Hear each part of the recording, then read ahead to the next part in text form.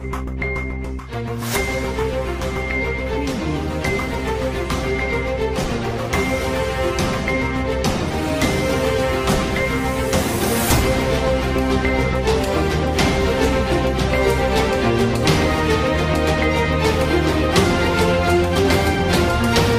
आज सिलवासा के पावन धरती पर आपका आगमन हुआ है।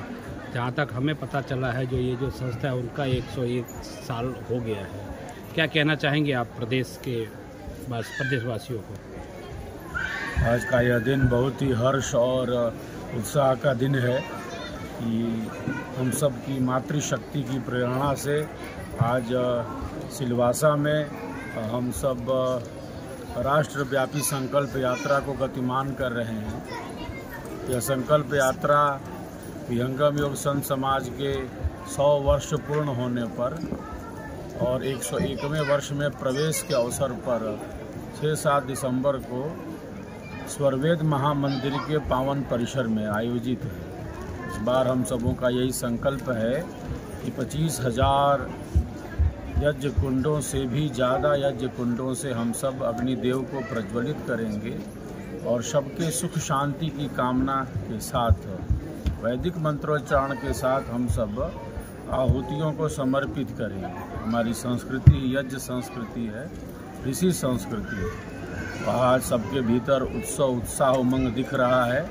सिलवासा में सबके भीतर एक जिज्ञासा, एक भक्ति भाव है, एक प्रेम है, एक सेवा की भावना है और इन्हीं मानवीय गुणों से युक्त होकर आज हम सब सिलवासा में इस संकल्प को धारण कर रहे हैं। अधिक से अधिक साधक साधिकाओं को वहाँ पहुँचना है स्वरवेद महामंदिर धाम पर, और स्वरवेद महामंदिर धाम पर सबको आमंत्रित करने के लिए ही आज मैं सिलवासा आया हूँ।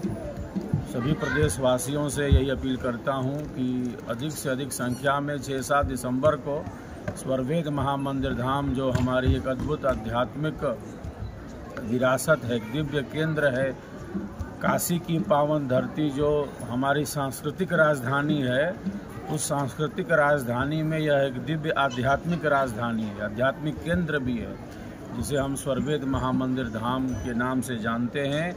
पिछले वर्ष प्रधानमंत्री जी के द्वारा इसके प्रथम चरण के कार्य का लोकार्पण भी हुआ है। प्रथम तल जो है वह श्रद्धालुओं के लिए सुलभ है। कुल 7 तलीय महामंदिर है और अंदर इसका कार्य आगे बढ़ता जा रहा है। तो ऐसा स्थान जहां एक साथ 20,000 से भी ज़्यादा साधक साधिकाएं बैठकर भारतीय योग विद्या का वास्तविक अभ्यास कर सकती हैं।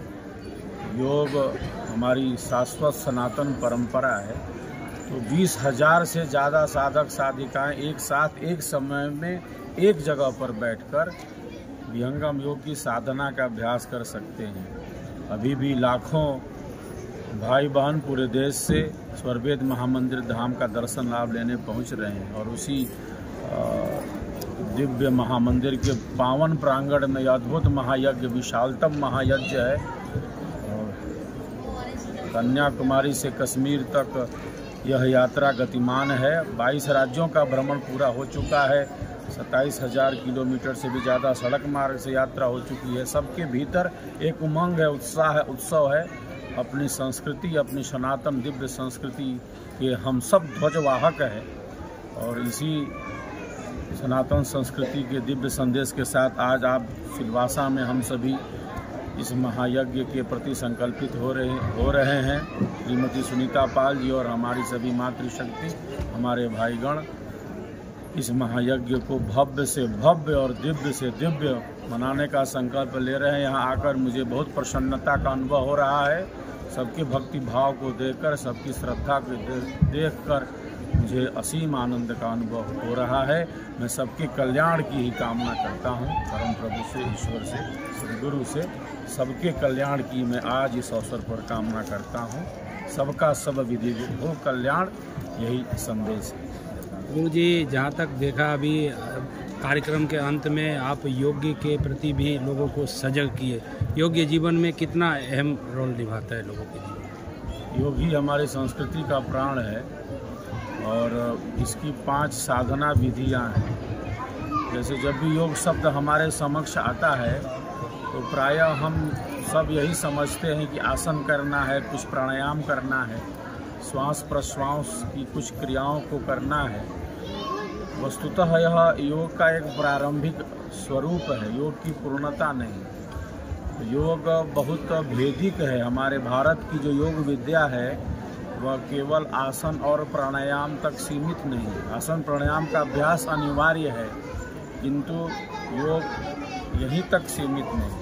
तो विहंगम योग संपूर्ण योग है। विहंगम योग की आध्यात्मिक विधि है। विहंगम योग का आध्यात्मिक विज्ञान है, जिसमें हम आसन भी करते हैं, प्राणायाम भी करते हैं, लेकिन केवल इतना ही करते नहीं रह जाते योग के नाम पर, बल्कि हमारा जो मन हमारी इंद्रियों का संचालक है। आत्मा की शक्ति मन के साथ है और मन इस शरीर के कार्य को आगे बढ़ा रहा है।